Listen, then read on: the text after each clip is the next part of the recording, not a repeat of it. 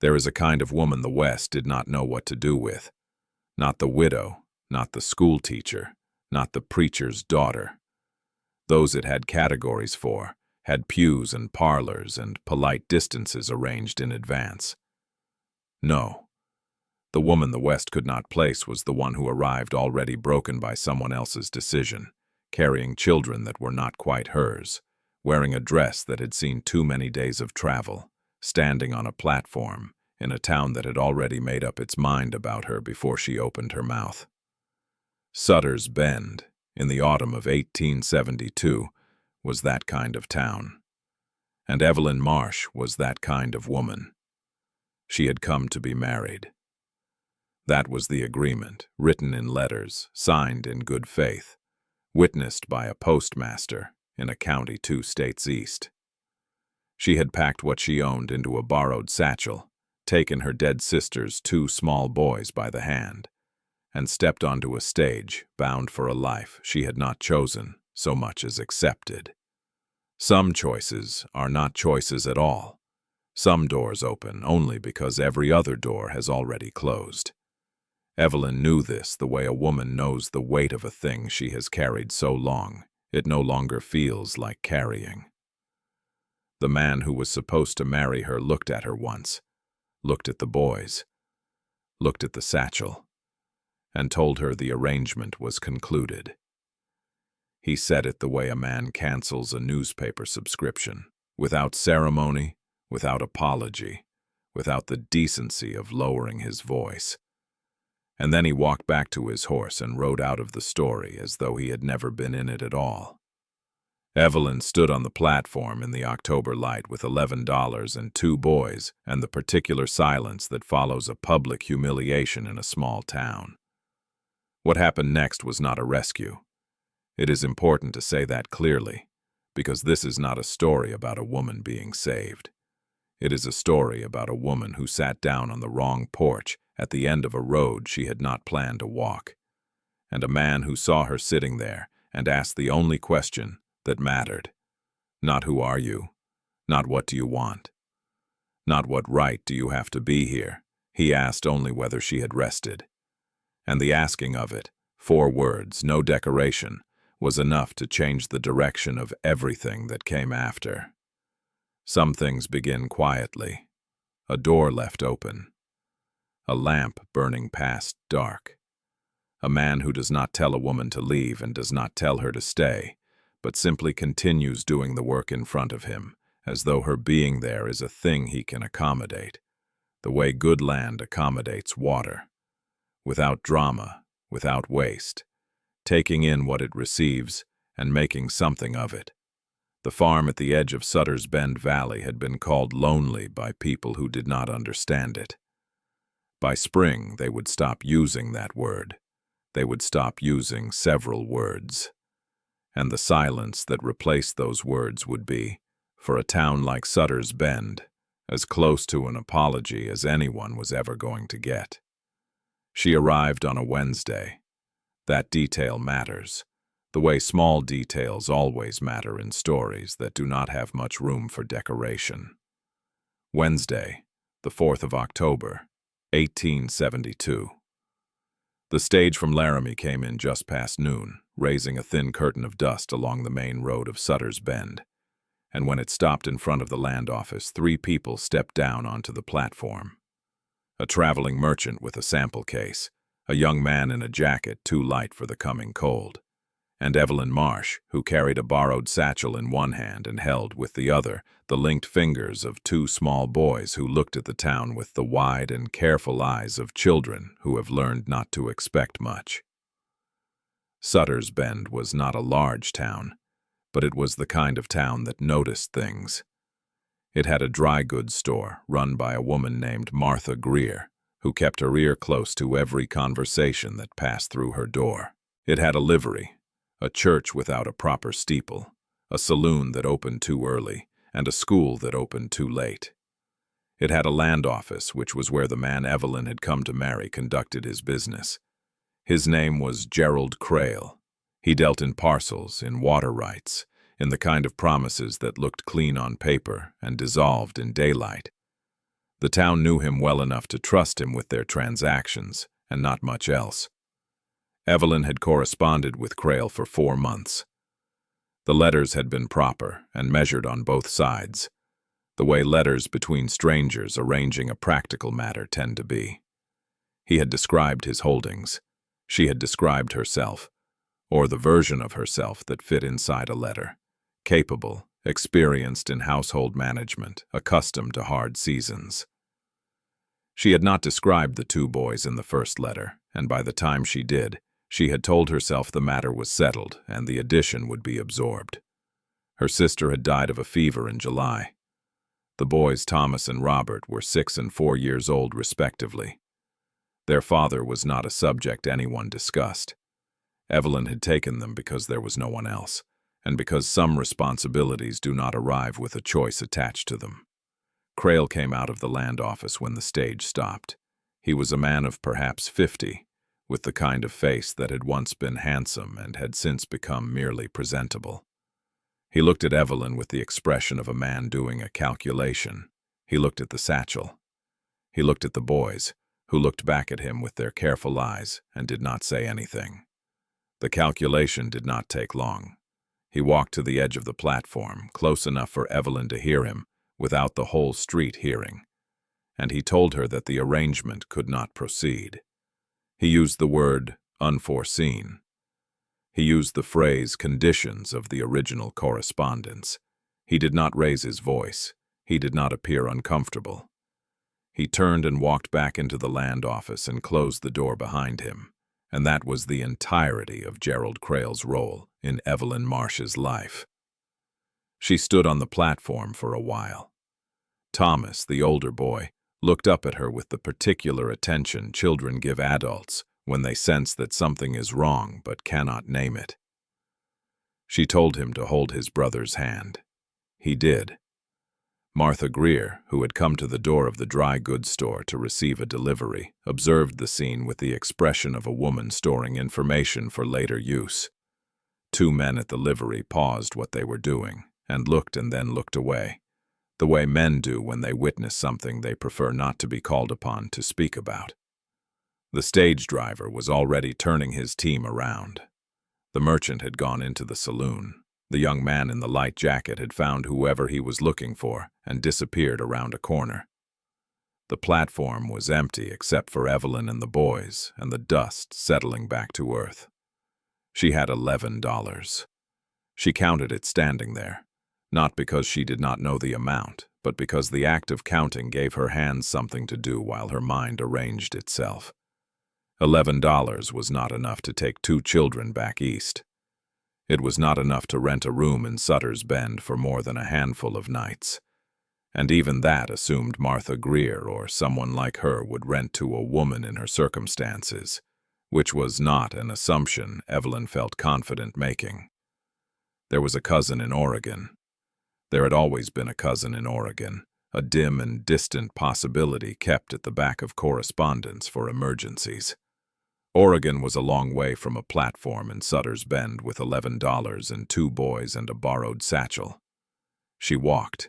There was a road that ran south from the edge of town, through a line of cottonwoods that had already begun to yellow. And beyond the cottonwoods, the valley opened into a long stretch of pasture and dry creek bed, and the low gray shapes of the mountains beyond. She did not know where the road went. She took it because it went away from town, and going away from town was, at that moment, the only plan she had. Thomas walked beside her without complaint. Robert, the younger, grew tired after the first mile, and she carried him on her hip, the satchel in her other hand, and they went on in this way for what she judged to be another 1.5 miles before she saw the farm. It sat back from the road behind a rail fence that had been mended recently, and mended well. There was a barn, red once, and faded now to a color that was neither red nor brown, but something in between. There was a kitchen garden along the south side of the house that had been put to bed for the winter with the kind of care that suggested someone intended to plant it again in spring. There was a porch running the length of the front of the house, and on the porch there was a railing, And Evelyn sat down on the steps of that porch because her arms were tired and Robert was heavy, and she did not, in that moment, have anything left to calculate. She did not hear the man come around the side of the barn. She heard the boots on the ground when he was perhaps 20 feet away, and she looked up. He was tall and lean in the way of men who work outside through all the seasons, and he wore no hat. He had the look of a man somewhere between 35 and 45, the kind of age that is hard to place exactly, because it has been shaped more by weather and labor than by years. He stopped when he saw her. He looked at the boys. He looked at the satchel. He looked at her face, and whatever he read there he kept to himself. He did not ask who she was or where she had come from or what right she had to be sitting on his steps. He looked at her the way a man looks at something he is trying to place, quietly and without alarm. And then he asked her the only question. He asked, "Have you rested?" he said. Evelyn Marsh had not rested. She had not rested in a very long time. And something about being asked, 4 words, no weight behind them except the plain and decent weight of the asking, made it difficult to answer for a moment. She said no. He nodded. He went inside and came back with a tin cup of water and set it on the step beside her and went back to the barn without another word. His name, she would learn before dark, was Daniel Holt. He had worked this farm for 11 years. He had no family that the town of Sutter's Bend knew of, no wife, no kin who had ever come to visit. He kept to himself, paid his accounts on time, and caused no one any trouble. That was what the town knew about him. It was not very much. It would turn out to be enough. Daniel Holt brought supper out to the porch that first evening. He did not invite her inside, and she did not ask to come in, and neither of them remarked on the arrangement, because it was not yet an arrangement. It was simply the way things fell, the way water finds the low place without being directed to it. He set down a pot of beans and a pan of cornbread on the top step and went back for 2 tin plates, and then a third, smaller one, which he placed in front of Robert without comment. Thomas watched him the way a child watches an unfamiliar animal, with interest and with caution in equal measure. Daniel sat on the far end of the top step and ate his supper and did not make conversation. And somehow the absence of conversation was not uncomfortable. It was the way the evening felt, wide and cool and without demand. Evelyn told him her name before the meal was finished. She told him she had come on the stage from Laramie and that the arrangement she had traveled for had not proceeded as expected.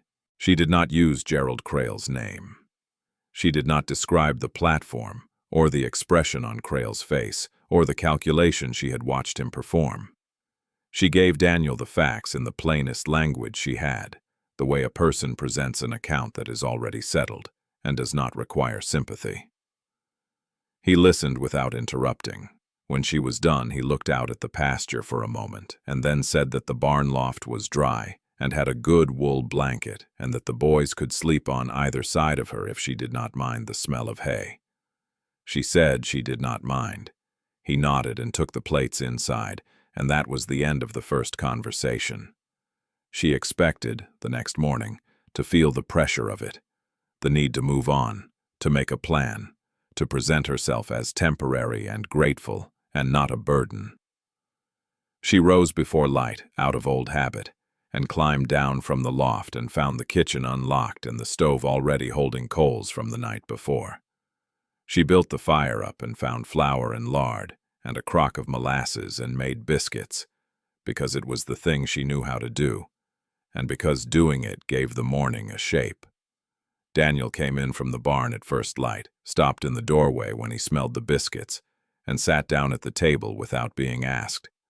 She set a plate in front of him. He ate. He said the biscuits were good. She said she knew a second way to make them if he had buttermilk. He said he kept a cow, and there was generally buttermilk by mid-morning. That was the second conversation. The days that followed did not announce themselves as anything. They were simply days on a farm in October, which meant there was always something that needed doing, and the light ran out before the doing was finished. Evelyn cooked and cleaned and took stock of the larder with the eyes of a woman who has managed a household on not enough and knows how to make the numbers work. She found that Daniel kept his stores in good order, but had no system for the kitchen garden's last harvest, and she spent the better part of a Thursday putting up what could be put up and setting aside what could not. Daniel came in at midday to find the kitchen transformed in the small and practical way that a capable woman transforms a kitchen, and he looked at it the way a man looks at something he is trying to place, slowly and without alarm. And he poured himself a cup of coffee and went back out without saying anything about it. The boys found their own rhythms. Robert, who was 4 and had the particular quality of very young children who have been unsettled too many times, a watchful stillness, a reluctance to ask for things, began to follow the cat that lived in the barn. The cat was gray and old and had no interest in being followed, but it tolerated Robert with the resigned patience of an animal that has seen enough of the world to know that most things pass. Thomas, who was 6 and felt the weight of an older child's responsibility in the way his aunt felt it, helped Evelyn with the wood without being asked. On the 4th day, he carried a bucket of water from the well without spilling it and looked at Daniel to see if Daniel had noticed. Daniel had. He said nothing about it. But that evening he showed Thomas how to check the latch on the corral gate, which was a thing that needed doing every night, and Thomas did it every night after that. Martha Greer made her opinion known on a Friday, 9 days after the stage had come in. She made it known at the dry goods store to a woman named Clara Potts, who had come in for lamp oil and stayed for 20 minutes longer than the lamp oil required. Martha said that she understood a man had the right to conduct his affairs as he saw fit, but that certain situations had a way of reflecting on the whole of a community, and that a woman of unclear standing living on a property with a single man was the kind of situation that communities had a right to take an interest in. Clara Potts agreed in the mild and non-committal way of a woman who agrees with whoever she is speaking to. By the following Tuesday, the opinion had made its full circuit of Sutter's Bend and arrived back at the dry goods store with several additions that Martha Greer had not originated but did not correct. Evelyn heard about it from the wife of the livery owner, a kind woman named Agnes, who came out to the farm on the pretense of returning a borrowed preserving jar and stayed long enough to let Evelyn understand that the town was talking. Evelyn thanked her and offered her coffee and did not show anything on her face that was not already there. After Agnes left, she stood at the kitchen window for a while and looked out at the pasture, where Daniel was repairing a section of fence along the south edge, working steadily and without hurry the way a man works when he is not doing it for anyone's approval. She watched him the way a person watches something they have not yet decided how to regard. Then she went back to the bread she had been making and finished it. She told him about the town that evening. She told him plainly, without apology, because she felt he had a right to know what was being said about his property and his name.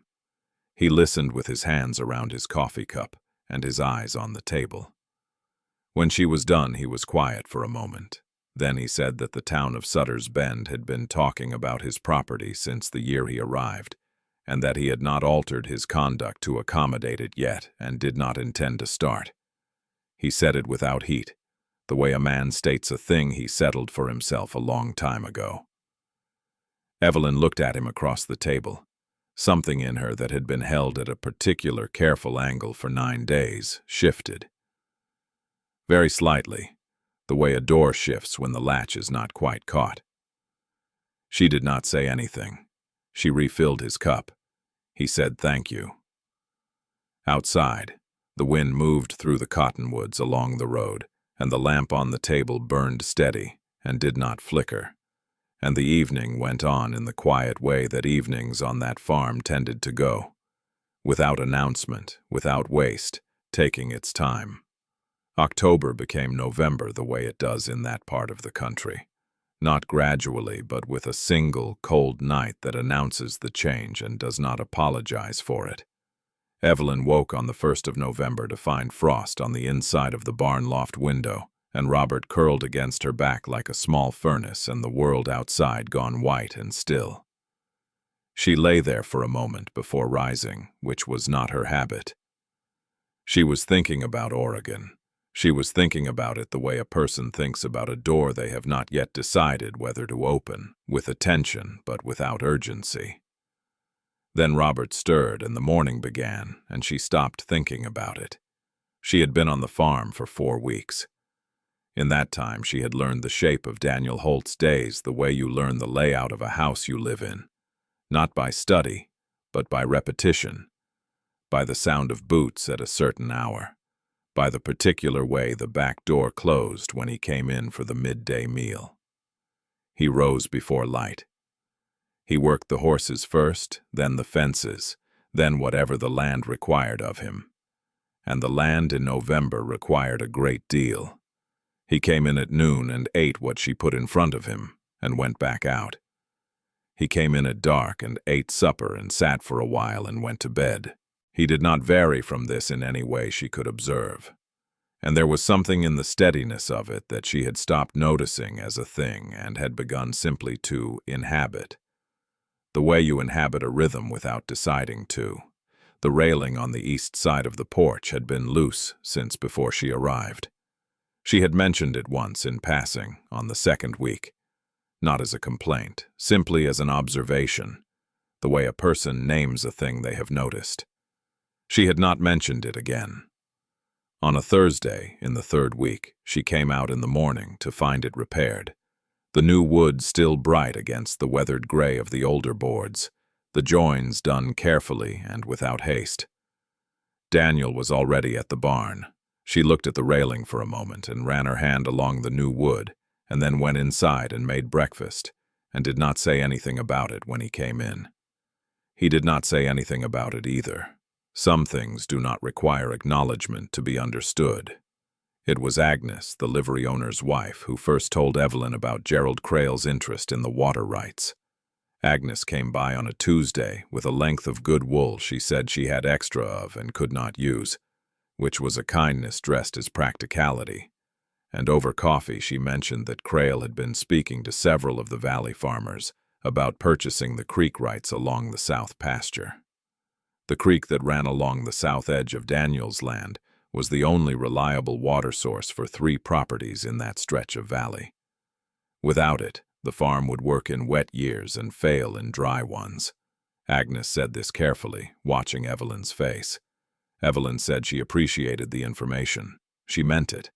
She told Daniel that evening. She had developed a habit of telling him things directly, without softening them first, because she had noticed early that he received plain information better than managed information, that he listened more fully when a thing was given to him, whole.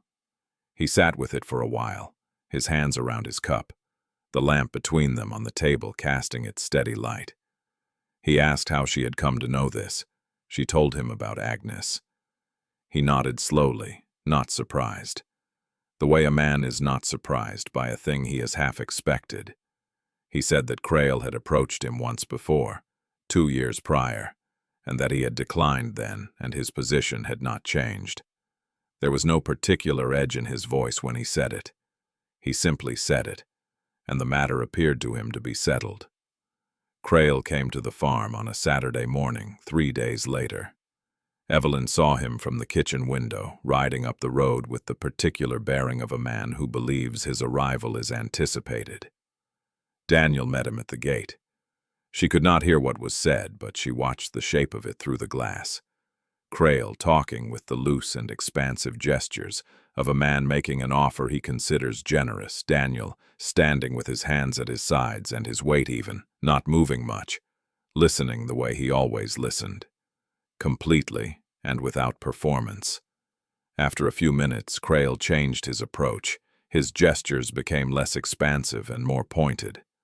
He looked once toward the house, toward the kitchen window, and Evelyn understood without needing to hear the words that her presence had become part of the conversation, that Crail was using it as a kind of lever, implying that a man in Daniel's situation, with questions already circulating in town, might find it sensible to simplify his circumstances and take a fair price for a water right that was causing him complications.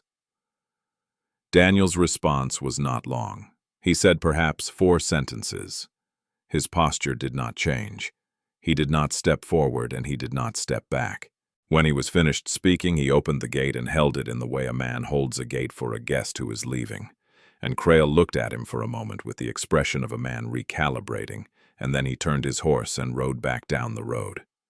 Daniel latched the gate and stood there for a moment, looking at nothing in particular, then turned and walked back toward the barn. Evelyn moved away from the window and went back to the bread she had been making. She did not ask him about it until supper. He told her he had declined the offer and that he did not expect Crail to return. She asked if he was certain. He said he was. She believed him, and not because she was inclined to believe things easily. She had not been inclined to believe things easily for a long time, but because she had watched him through that window, and she knew the look of a man who means what he says.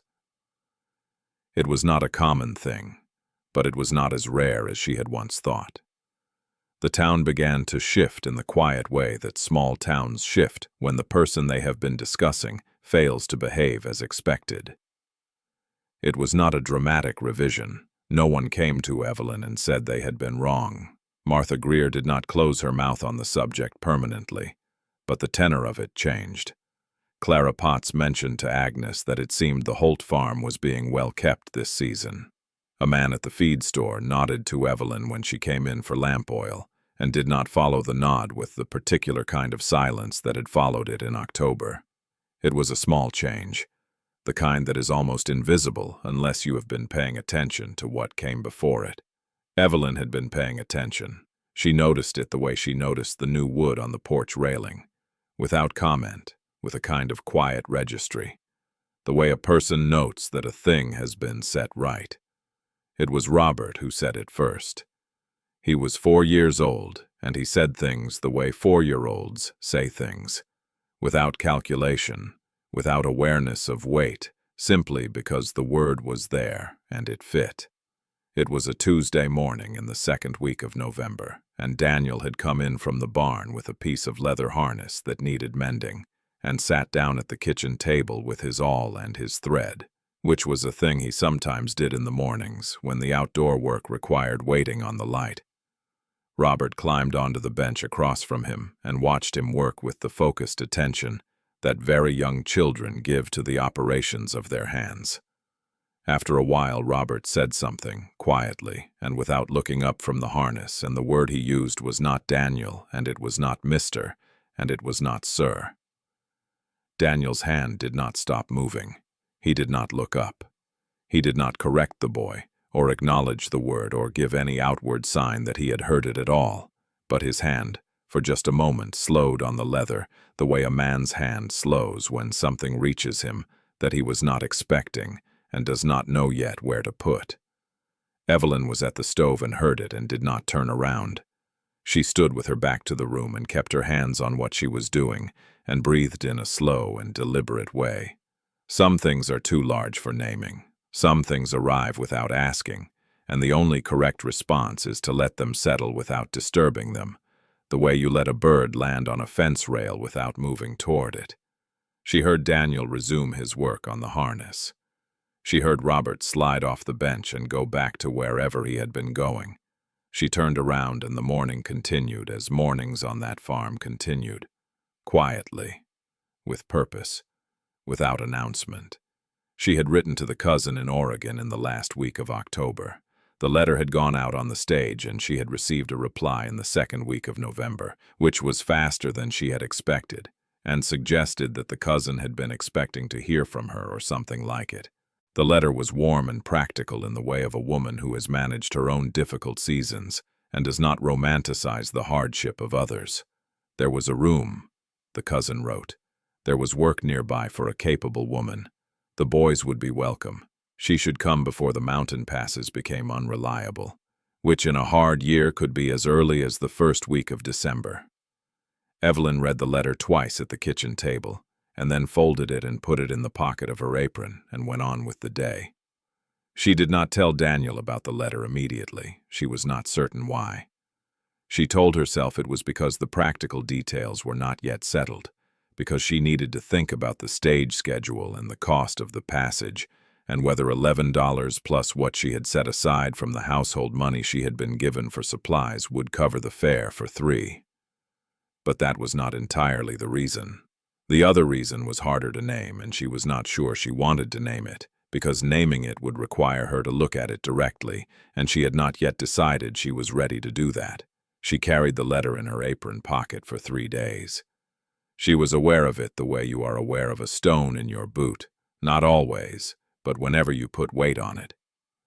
She told him on a Thursday evening after supper, when Thomas had gone to check the corral gate and Robert was asleep on the bench by the stove, with the gray cat arranged beside him, with the tolerant resignation it had developed over the past weeks. She put the letter on the table between them.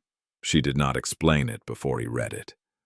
He read it slowly, the way he did everything, and when he was done, he set it back on the table and looked at it for a moment. The lamp was between them as it always was, burning steady, and outside the wind had come up and was moving through the cottonwoods along the road with a sound like distant water. He did not say anything right away. She did not fill the silence. She had learned, in the weeks since October, that his silences were not empty. They were the place where he put the things he was working out, and interrupting them was like opening a door on a man in the middle of a careful piece of work. He asked finally whether she wanted to go, not whether she ought to go, not whether she had considered what was practical or sensible, or what the town of Sutter's Bend would make of it either way. He asked whether she wanted to. The distinction was not small. Evelyn looked at him across the table and at the lamp between them and at her own hands, which were resting on the table in the way a woman's hands rest when she has stopped pretending to be busy. She thought about what wanting was for a woman in her position. How long it had been since wanting had been a question she was permitted to ask herself plainly, without the interference of necessity or obligation or the expectations of people who had opinions about what she should do with the life available to her. She thought about the railing on the east porch. She thought about the word Robert had used on Tuesday morning. She thought about the way Daniel's hand had slowed on the leather. She said she did not think she did. She said it quietly and without drama, the way she said most things. She said it looking at the table rather than at him, because some things are easier to say to the table. Daniel was quiet for a moment after that. Then he picked up the letter and folded it along its original creases and set it on her side of the table. Not in front of himself, not in the middle. On her side, where it belonged to her, where the decision belonged to her. He said that the cousin's offer was a good one and that it would keep, if she wanted to think on it further. She said she did not think she needed to think on it further. He nodded. That was the whole of it. No declaration. No ceremony. The lamp burned and the wind moved outside, and the cat shifted slightly against Robert's legs, and the evening settled around them like something that had always been going to happen and had simply been waiting on the right Tuesday to arrive. Thomas came back from the corral gate and reported that the latch was holding fine. Daniel said good. Thomas sat down at the table and looked at the two adults with the alert and assessing eyes of a 6-year-old who understands more than anyone has told him and has learned to read the temperature of a room. Whatever he read in this one appeared to satisfy him. He asked if there was any cornbread left. There was. Evelyn cut him a piece and he ate it, and the evening went on. Outside, the frost was beginning to settle on the fence rails and the roof of the barn and the long dry grass along the south pasture, and the horses in the corral stood close together in the easy and undemonstrative way of creatures that have found their warmth and do not need to announce it. The mountains to the west were dark against a sky that still held a thin line of light along the ridge, and then that too faded, and the dark came in full, and the lamp in the kitchen window was the only light in the valley for as far as a person standing on the road could see. The fire burned, the frost deepened, the cat slept. The corral gate held against the wind, and the new wood on the east porch railing caught the moonlight the way new things catch light, cleanly, without resistance, as though it had always been there and the question of its being there had never been in any doubt. The creek along the south pasture ran on under a skin of thin ice, steady and unhurried, making its way as it had always made its way, indifferent to the business of the people on its banks, and faithful, as water is faithful, to the simple work of continuing. The cottonwoods along the road stood bare and silver in the cold. The smoke from the chimney rose straight up into the still air and disappeared, and inside, the lamp burned on, warm and unflickering, in a kitchen that was no longer a stranger's kitchen, in a house that was no longer quiet in the way of emptiness, but quiet in the way of a place where people have settled and intend to remain. And that was the story of Evelyn Marsh and Daniel Holt, a woman who arrived on a Wednesday with a borrowed satchel and 2 boys and $11 and the particular spine of a person who has been knocked down enough times to know that the floor is survivable, and who left the platform in Sutter's Bend thinking she was walking away from everything, and found instead, at the end of a road she had not planned to take, a porch and a question, and a man who did not ask her to explain herself, and in whose kitchen the lamp burned steady every evening for all the evenings that came after. Let me know in the comments how this one felt. I hope it found you well. See you in the next one.